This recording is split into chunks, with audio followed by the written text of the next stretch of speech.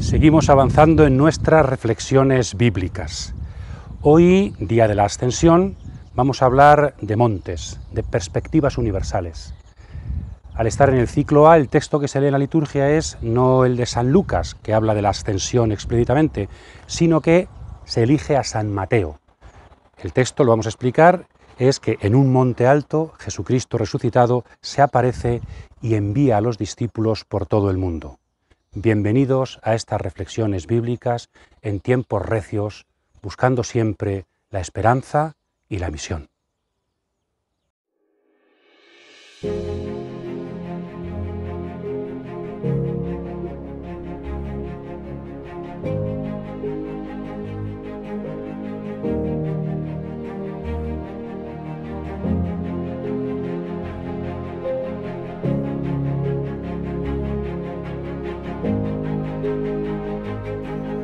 Por su parte, los 11 discípulos marcharon a Galilea, al monte que Jesús les había indicado.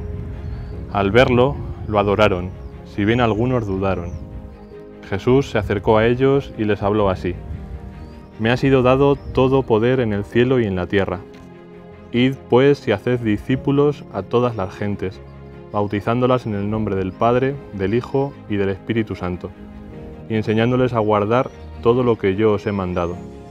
Y estad seguros que yo estaré con vosotros día tras día hasta el fin del mundo».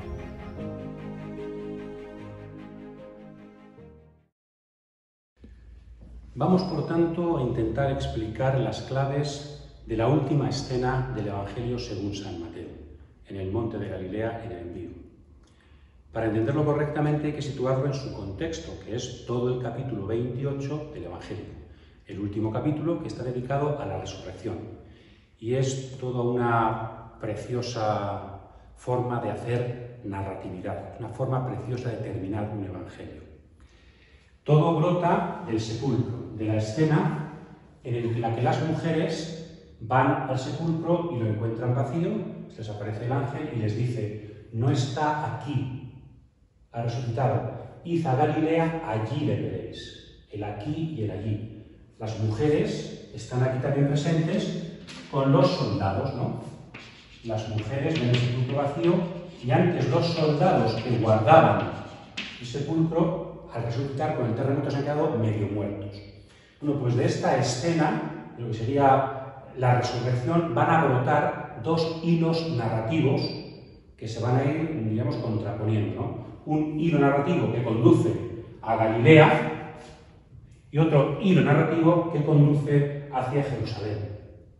En el primero, los protagonistas son las mujeres y, sobre todo, los discípulos. Las mujeres tienen que decirle a los discípulos que vayan a Galilea. Aquí se lo dice el ángel. Aquí Jesús las interrumpe, pero les dice lo mismo: id a los discípulos que vayan a Galilea. Y por eso la última escena es los discípulos en Galilea. Entre medias se van entrelazando las escenas, una buena forma de contar historias. Mientras se supone que sucede algo, se cuenta la otra escena. Los soldados, contrapuestos a las mujeres, van a Jerusalén a contar lo que ha sucedido. Por lo tanto, los soldados se contraponen a las mujeres en un primer momento, y en Jerusalén ellos reciben de los sumos sacerdotes y de los ancianos una cantidad de dinero para que cuenten una mentira: el cuerpo ha sido robado. En ese aspecto, los soldados se contraponen ya no a las mujeres, sino en la siguiente escena a los discípulos. Los discípulos, vamos a explicarlo después, van a ser enviados por Jesús a hacer discípulos porque Él ha resucitado. Y aquí los soldados son enviados por los sumos sacerdotes a contar una mentira. Porque igual que Jesús envía, el Sanedrín, los sacerdotes envían a la verdad, a la mentira. ¿Cuál es el fundamento del envío aquí? El poder de Jesús. ¿Cuál es el fundamento del envío aquí? El dinero. ¿Entre quiénes se extiende esa mentira? Dice Mateo: entre los judíos. Y aquí, ¿dónde tenéis que hacer discípulos? A todas las naciones. ¿Verdad? Hay contraposiciones preciosas, que no podemos explicar despacio. Después, ¿hasta cuándo se ha extendido esta mentira? Dice el narrador: hasta el día de hoy, hasta el hoy de Mateo. ¿Hasta cuándo sucede esto? Estoy con vosotros hasta el fin del mundo. Todos son contraposiciones. Y la última quizá y la más interesante, la que menos se ve, ¿quién cuenta esto? El narrador. El narrador con su narración cierra. Hasta el día de hoy se ha extendido esta noticia. Y en cambio, ¿quién cuenta esto? Como veremos también después. El narrador deja que hable Jesús, porque el narrador desaparece, porque el narrador muere. Mateo, el autor, muere. Pero en cambio Jesús resucitado sigue vivo y sigue hablando no ya solamente a aquellos 11 en Galilea, sino a nosotros, discípulos que estamos leyendo el Evangelio durante todos los tiempos. Por lo tanto, dos líneas narrativas preciosas, que no podemos explicar más despacio, pero que nos sirven para situar esta última escena, la escena clave del Evangelio, en el contexto de ese capítulo precioso. Quizá una ultimilla cosa, y es, los soldados, se nos dice, que cumplieron lo que les mandó el Sanedrín. Se nos dice, Mateo lo dice. En cambio, no nos dice si las mujeres cumplieron lo de avisar a los discípulos, pero lo suponemos. Aquí se nos dice, aquí se da por supuesto, porque luego van a Galilea. Y en cambio los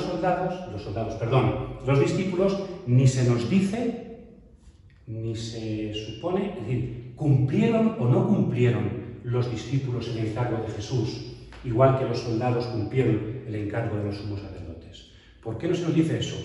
Porque está sin cumplir, está sin terminar, porque todavía no hemos dejado de hacer discípulos. La misión no es del pasado, comenzó entonces, pero la misión sigue todavía por todos los tiempos. Aquellos lo cumplieron, por eso estamos aquí nosotros, lo estamos cumpliendo en esta generación.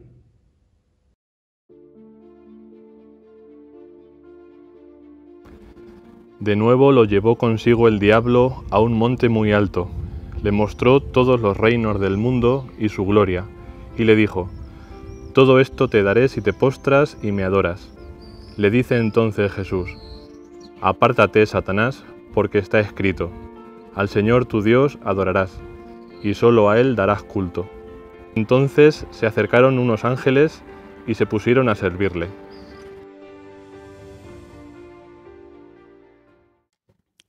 Acabamos de leer el texto de las tentaciones, mejor dicho, de la tercera tentación de Jesús en Mateo, porque creo que es un texto totalmente paralelo al texto que estamos analizando en el monte. De hecho, también ahí el diablo sube a Jesús a un monte alto y también le ofrece el poder y también le dice que le adore. Son al menos tres elementos que aparecen en paralelo entre ambos textos, ¿verdad? Solo que el diablo le ofreció a Jesús el poder si adoraba al diablo y sobre toda la tierra, los reinos de la tierra, al principio de la misión. Y al final de la misión, Jesús no adora a nadie, es adorado por los discípulos. El poder que se le da es sobre la tierra y sobre el cielo, y es Él quien envía. Esto es muy interesante, yo creo, cuál es la perspectiva principal. El diablo piensa, como a veces nosotros, que para hacer una misión, para realizar una tarea, necesitamos poder, necesitamos medios. Por tanto, al comenzar su misión, ¿cuál es la tentación? Misiona, trabaja desde el poder, desde arriba. Y en cambio Jesús dice, no, mi misión no va a estar fundada en el poder, en mi poder. Eso sería diabólico. El poder llega al final de la misión. Y podríamos preguntarnos, ¿y para qué necesita Jesús ya el poder al final de su misión? Porque comienza la misión de la Iglesia. Es decir, Jesucristo ha vivido una misión sin poder, basado en el solo poder de Dios, misterio, y cuando comienza la misión de la Iglesia tiene que fundarse no en el poder de la Iglesia, que sería también demoníaco, sino en el poder de Jesús. Cuando comienza vuestra misión, yo recibo el poder. Hubiera sido demoníaco recibir el poder para la misión. No, la misión hay que hacerla sin poder, en el poder de otro, en el poder de aquel que nos envía. Y digamos también algo sobre el tema precioso de la adoración. Hemos dicho esa comparación, ¿no? Jesús no adora al diablo, pero al final, como le han dado todo poder, tiene categoría divina, es Dios, los discípulos le adoran. Esto nos recuerda al principio del Evangelio, hay también una correspondencia. Los primeros que reconocen el misterio son los magos de Oriente, en Mateo capítulo 2. ¿Y qué hacen cuando llegan a Belén? Adoran a Jesús. El Evangelio comienza con una adoración de los paganos. ¿Y cómo termina? Con la adoración de los discípulos que son enviados a los paganos. Hay una inclusión de adoraciones. Es fundamental la adoración. Quien descubre quién es Jesús, le adora. Sabemos y tenemos fe si adoramos a este hombre, porque reconocemos en él el misterio de Dios. Y también una perspectiva fundamental. Lo adoran y Jesús los envía. El envío, la misión, está fundada en la adoración de Jesús resucitado. Si no hay adoración, no puede haber envío verdadero. Seguimos avanzando. También el tema del monte, lo principal es la comparación con el principio, con la tentación, pero el monte también nos recuerda el primer discurso de Jesús. En Mateo hay 5 discursos. El primer discurso es el discurso del monte. Jesús sube a un monte y cuenta las bienaventuranzas y toda su nueva ley, su camino, su halakha. 5 discursos, monte nos recuerda a Moisés. Al final del Evangelio, Jesús va a otro monte y desde ese monte también va a hacer que sus discípulos extiendan su halakha, su camino, su misión, su tarea. Después, otro lugar fundamental para comprender este texto. Los convocó a Galilea. ¿Por qué en Galilea? ¿Qué significa Galilea? El monte de Galilea. Galilea hay que preguntarle a Mateo. ¿Qué es Galilea para Mateo? Pues vamos al principio del Evangelio también, en el capítulo 4, al introducir el ministerio público de Jesús después de las tentaciones, dice que Jesús dejó Nazaret para ir a Cafarnaún para que se cumpliera el oráculo de Isaías que dice: Galilea, tierra de gentiles, una luz te iluminó cuando caminabas en tinieblas. Introducción al ministerio de Jesús. Jesús es la luz que ha venido a los gentiles, a los paganos. Galilea es tierra de gentiles. Mateo 4, citando a Isaías. ¿Por qué convoca Jesús a los discípulos en Galilea? Porque los va a enviar a los paganos, a los gentiles. Y en esto una preciosa paradoja, no contradicción, paradoja, en el Evangelio según San Mateo, que está dicha aposta, está dicha adrede, ¿no? En Mateo 10, en el envío de los 12 públicamente, no vayáis a paganos, ni siquiera a samaritanos, solamente a las ovejas perdidas de Israel. Y en Mateo 28, id a los paganos. Los discípulos podrían decir: ¿en qué quedamos, Jesús? ¿Qué significa esta aparente contradicción? El Jesús de Mateo 10 no a paganos, solo a judíos. Explícitamente niega a los paganos. Y Mateo 28 a los paganos. ¿Qué ha pasado? Pues muy sencillo. Es un mensaje del evangelista San Mateo a sus lectores, que nos dice: aunque Jesús históricamente limitó su misión y la de sus discípulos al pueblo de Israel, a los judíos, ahora el Jesús resucitado hoy está pidiéndonos a esta comunidad abrir el Evangelio a los gentiles. Con esta paradoja, Mateo está resumiendo perfectamente uno de los grandes problemas de la Iglesia primitiva. ¿Nos abrimos a los paganos o no? La respuesta de Mateo es sí. Jesús resucitado quiere que nos abramos a los paganos. Es lo mismo que San Lucas hace en todo un libro, Hechos de los Apóstoles, y Mateo lo hace con 2 frases. Antes solo a Israel, ahora a todas las naciones. La misión universal simbolizada en el lugar, en Galilea. Lo adoraron, también es interesante, no solamente en relación con los magos y con el diablo, a quien no adora a Jesús, sino con una escena anterior que es las mujeres. Las mujeres en el capítulo 28 lo ven y enseguida lo adoran.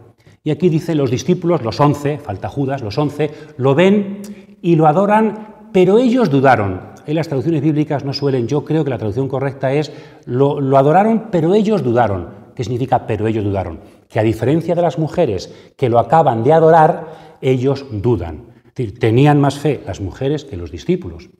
En ese sentido, bueno, pues hay que aprender de las mujeres entonces a adorar. Pero es verdad que Jesús no envió a las mujeres, envía a los 11. Por tanto, no siempre quien más adora. Por tanto, ¿qué pasa? ¿Qué sucede? ¿Qué significa esto? Que la adoración y la fe no tiene por qué ser la misma en la misma persona. Puede ser que el que más adora sea el que menos tarea hacia afuera tiene. La Iglesia es un cuerpo y todos nos iluminamos. Entonces, unos adoradores con mucha más fe quizás sostengan la misión de otros que tienen que adorar, pero que también están recibiendo la fuerza de otros que adoran quizá con más fe que ellos. Por lo tanto, los discípulos dudaron, a diferencia de unas mujeres que seguramente porque amaban más, creyeron más y adoraron más. Más elementos de este precioso texto que tenemos delante. ¿En qué consiste la misión a la que Jesús los manda? Bueno, me ha sido dado todo poder. Eso está inspirado en Daniel capítulo 7. Cuando Daniel ve un hijo del hombre, una figura celeste, ¿a quién se le da todo el poder? Pues Jesucristo es este hijo del hombre, prometido por los profetas, resucitado, que ahora va a enviar a los discípulos a la misión. ¿Y cuál es la tarea de los discípulos? De los 11 discípulos se les llama. Haced discípulos. Esa es la tarea. El discípulo hace discípulos por mandato de Jesús. Id, salid. Es una misión de movimiento. Poneos en movimiento para hacer discípulos. ¿Dónde? ¿Cuál es vuestra área de acción? Todas las naciones. Pero la tarea es hacer discípulos. Esa es la tarea explícita de Mateo. Luego lo podremos matizar con, pero haced discípulos. Y después sigue, ¿cómo se hace un discípulo? De dos formas, dice Mateo. Primera, bautizándolos en el nombre del Padre y del Hijo y del Espíritu Santo. Ya existe una fórmula trinitaria en el bautismo en la comunidad de Mateo. En la comunidad que escribe este Evangelio se bautisma ya en el nombre de la Trinidad. Muy interesante, muy antiguo. Por tanto, sin bautismo no hay discipulado. Uno puede creer y vivir y si no está bautizado, si no nace de nuevo, diría San Juan, no puede ser cristiano. Solamente se es discípulo por la puerta del bautismo en el nombre de la Trinidad, del Dios de Jesucristo. ¿Pero es suficiente con el bautismo para ser cristiano? Según San Mateo, no. Haced discípulos, ¿cómo? Y aparecen dos participios, dos gerundios, participios presentes, ¿no? Bautizándolos en el nombre del Padre, del Hijo y del Espíritu y enseñándoles a guardar todo lo que os he mandado. Quizá en la Iglesia, cuando hacemos cristianos, nos hemos quedado con la primera parte. Para ser discípulos hace falta bautizarse. No, bautizarse es la primera dimensión. La segunda es enseñarles a guardar todo lo que yo os he mandado. Vamos a explicar un poquito esta segunda frase fundamental que creo que debemos subrayar en la Iglesia de hoy para hacer discípulos, que sigue siendo, no lo olvidemos, nuestra tarea. Nuestra tarea no es tener éxito y cambiar no sé qué estructuras, eso formará parte, pero la misión esencial es hacer discípulos. ¿Qué significa enseñarles a guardar todo lo que os he mandado? Enseñarles. Es el carácter didáctico muy fundamental en San Mateo. Cada evangelista tiene su perspectiva. Mateo es muy de enseñanza, muy didáctico. Es el evangelio de los 5 discursos de Jesús. Es decir, hacer discípulos, vivir como discípulo, brota de una enseñanza. Discípulo tiene un maestro. ¿Qué es un discípulo? Aquel que escucha la enseñanza del maestro. Por tanto, sin palabra, sin enseñanza, sin contenido, no hay discipulado. Carácter didáctico del Evangelio de Mateo y de la misión de la Iglesia. Ahora bien, enseñándoles a guardar, carácter práctico, ético del Evangelio según San Mateo. No es enseñarles un conjunto de ideas para hacer un examen y sacar un 10, o un conjunto de cosas esotéricas para meterse... No, enseñarles a un tipo de vida. Es un conjunto de normas para la vida. En ese sentido es el carácter ético y carácter judeocristiano del Evangelio según San Mateo. Es decir, la religión para los judíos es cumplir la palabra de Dios, cumplir la Torá de Dios, la ley. Pues para el judeocristiano Mateo, ¿qué es la religión? Cumplir la ley de Jesús. Por lo tanto, enseñar a guardar. Sin vida no existe cristianismo. Por eso, Mateo 7, el discurso del monte, dice, no todo el que me dice Señor, Señor, sino tenéis que cumplir esto que yo os estoy enseñando. Y ser cristiano no es solo aprender, sino que es vivir. A veces entre el dicho y el hecho hay mucho trecho. Quizá la santidad consista en acortar ese trecho, para que vivamos lo que vamos aprendiendo en la escuela de Jesús Maestro. Dice, enseñándoles a guardar todo lo que yo os he mandado. ¿Qué significa ese todo? En los 5 discursos siempre acaban igual. Cuando acabó Jesús el discurso, cuando acabó Jesús estas parábolas, cuando acabó Jesús... Y el último dice, cuando acabó Jesús todos estos discursos, el todo está simbolizando el Evangelio. Todo lo que yo os he mandado es lo que ha sido recogido en el Evangelio. Por eso, ¿qué sería el Evangelio según San Mateo? Yo creo, a diferencia de otros evangelios. El Evangelio según San Mateo no es tanto la historia de Jesús, sino que es el catecismo que el evangelizador tiene que llevar para enseñar a guardar a las gentes eso. Es el catecismo del discípulo que hace discípulos. Mateo ha sido escrito como una recopilación de lo que hay que vivir para ser discípulo. de lo que el apóstol tiene que enseñar y el discípulo tiene que vivir para poder ser discípulo de Jesús. Por eso es un evangelio eminentemente didáctico y práctico, porque es el primer catecismo, yo creo, de cómo hacer discípulo, Mateo. Pero todo lo que os he enseñado también creo que tiene otro matiz interesante. ¿Qué suele pasarnos a los cristianos? Al menos a mí, no sé a vosotros. Que normalmente solemos hacer selección en aquellas cosas del cristianismo que... Entonces, lo que menos me cuesta hacer o lo que más me gusta, normalmente suele ser lo más importante del cristianismo para mí. Y hay cosas ahí que o me cuestan o no me gustan, o es que las dice aquel que no me va mucho, y como las dice aquel que no me va mucho, Jesucristo dice todo. ¿Y qué significa todo? Lo que me gusta y lo que no me gusta. Lo que pienso yo y lo que a lo mejor pienso menos yo, pero lo piensa Jesús. Cuando rezamos el Padre Nuestro no decimos hágase mi voluntad, sino hágase tu voluntad, como Jesucristo en Getsemaní. Por lo tanto, todo significa todo. Por eso también Jesucristo en el discurso del monte dice, el que no guarda la última tilde, la última yod de la ley, pues en el fondo es un discípulo a medias. Es decir, los matices son importantes. Ser fiel en lo poco es muy importante. Por tanto, enseñándoles a guardar todo lo que yo os he mandado. Todo. Y por último, Jesús les dice, yo estoy con vosotros todos los días hasta el fin del mundo. ¿Qué significa esto? Muchas cosas. En todos los textos de misión del Antiguo Testamento y del Nuevo Testamento aparece este yo estoy contigo. Moisés le dice Dios, vengas a liberar a Egipto, pero ¿quién soy yo para liberar? No temas, Moisés, yo estoy contigo. El ángel a María, en Lucas 1, María, el Señor está contigo. Es decir, el yo estoy contigo es la posibilidad de la misión. Claro que somos incapaces para la misión. Claro que nos desborda la misión. Dios lo sabe. El problema es cuando nosotros no lo sabemos. Solamente es capaz de misión aquel que se sabe incapaz de hacer esa tarea. Pero sabe que Dios está con él. Entonces, la Iglesia, los discípulos, pueden continuar la misión porque yo estoy con vosotros. La presencia de Jesús entre sus discípulos es la posibilidad de que exista una misión real y fructífera en la Iglesia. Ya había dicho en el capítulo 18 también Mateo, ¿verdad? Muy bonito. Cuando dos o más se reúnen en mi nombre, allí estoy yo en medio de ellos. Yo estoy con vosotros. Pero hay otra cosita interesante en el yo estoy con vosotros. ¿Cómo empezó Mateo? El ángel dijo, José, le vas a poner un nombre a este señor, le vas a poner Jesús, porque significa Yahvé salva, y él va a salvar. ¿Y qué hace José?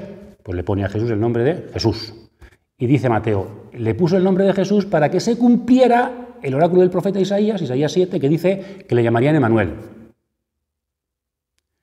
O sea, le puso de nombre Antonio para que se cumpliera el oráculo que decía que se iba a llamar Ismael. ¿No veis que hay una contradicción? Y la gente dice, no, es que Jesús y Emmanuel significa lo mismo. No, Jesús significa Yahvé salva y Emmanuel significa Dios con nosotros. Hasta el mismo nombre de Dios es distinto, Yahvé, Dios. ¿Por qué no se cumplió del todo? ¿Por qué José le puso Jesús y Mateo nos descoloca diciendo que el nombre era Emmanuel? Ahora lo entendemos. Yo estoy con vosotros. ¿Qué significa Emmanuel? Dios con nosotros. Es decir, el anuncio de Isaías empezó a cumplirse en el nacimiento, pero se cumple ahora. Jesucristo resucitado es el Emmanuel, predicho por Isaías. El nombre de Jesús se cumplió en la muerte, lo dice la Eucaristía, la última cena. Yahvé salva, yo os salvo de los pecados. Y el nombre de Emmanuel se cumple en la resurrección. Los dos nombres de Jesús que Mateo subraya en el capítulo 1 son un anuncio de la muerte, Jesús, y de la resurrección, Emmanuel. Jesús es el Dios con nosotros. Desde que Jesús ha resucitado, Dios es uno de los nuestros. ¿Y hasta cuándo está con nosotros? Hasta el fin de los tiempos. Jesucristo no solamente va a venir, ya está, lo que va a hacer es aparecer gloriosamente, manifestarse del todo, pero Jesucristo ya está. Por eso hay iglesia. No existe iglesia porque Jesucristo nos abandonó. Hasta que Jesús venga, aquí estamos nosotros haciendo lo que podemos. No, porque Jesús está, existe la iglesia en misión. Porque Jesús está, existe la esperanza. Las tareas de la iglesia, el espíritu de la iglesia, los esfuerzos de la iglesia, la misericordia de la iglesia incluso consigo misma, los pecados reconocidos de la iglesia, son un signo de que Jesús está con nosotros. Y por eso no tememos. Sigue habiendo misión y seguirá habiendo fruto. Nosotros no somos capaces, pero yo estoy con vosotros hasta el fin del mundo.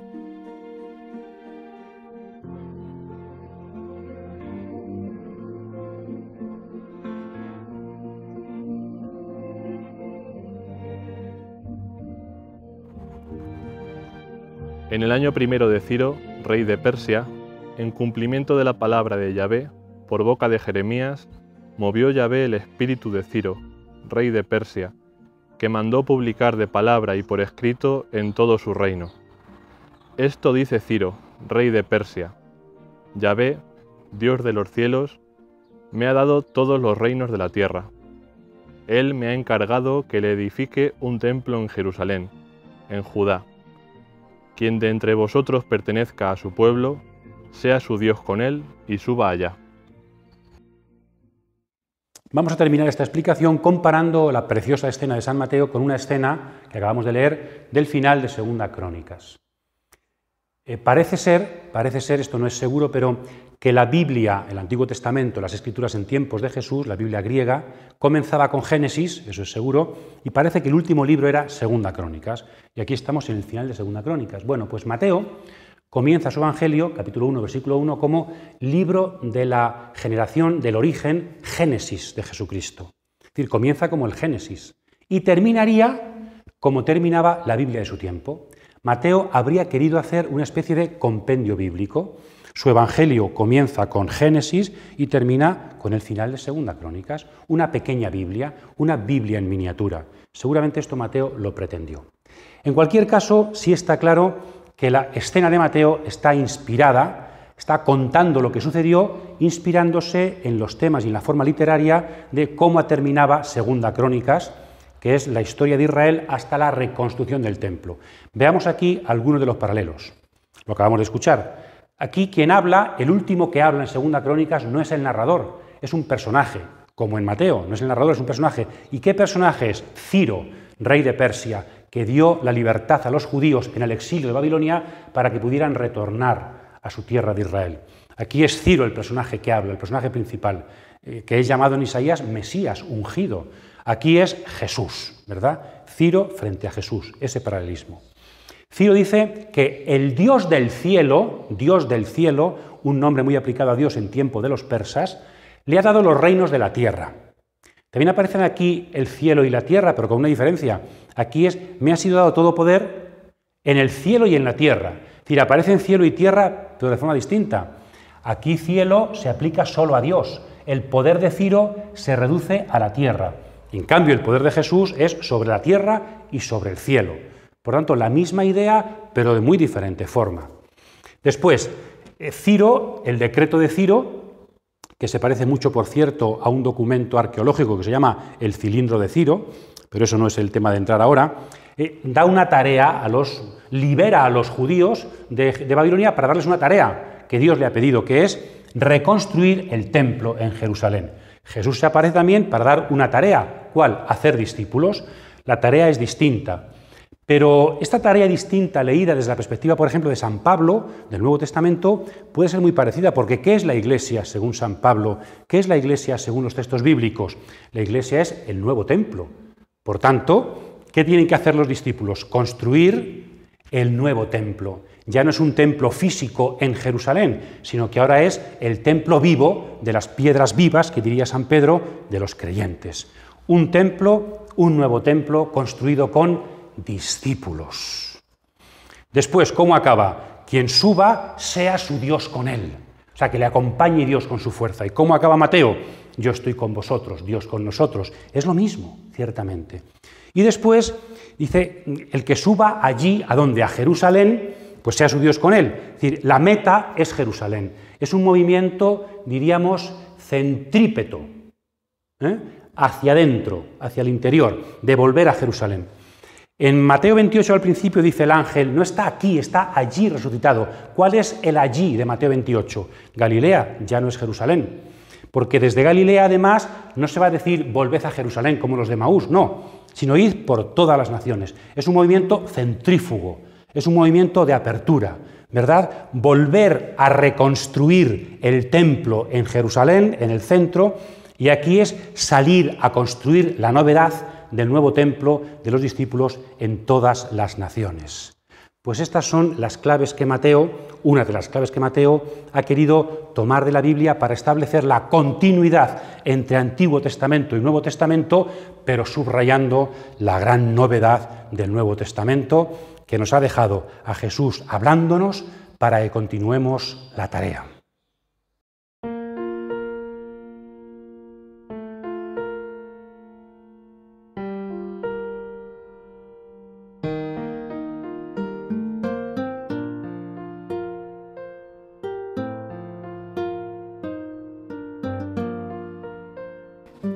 Como veis, hoy el texto va de montes, ¿verdad? Monte de Galilea. Está terminando el tiempo de Pascua y Jesucristo resucitado nos convoca al monte de Galilea, a su monte, para que podamos adorarlo y de esta forma renovarse la misión, continuar la preciosa tarea de hacer discípulos. Por eso, a todas las gentes, incluso a aquellos que parece que más lejanos están, a todas las gentes, porque a todos los ama Dios y todos tienen la posibilidad de tener con nosotros la preciosa experiencia de hacerse discípulos de Jesucristo. Feliz semana para todos.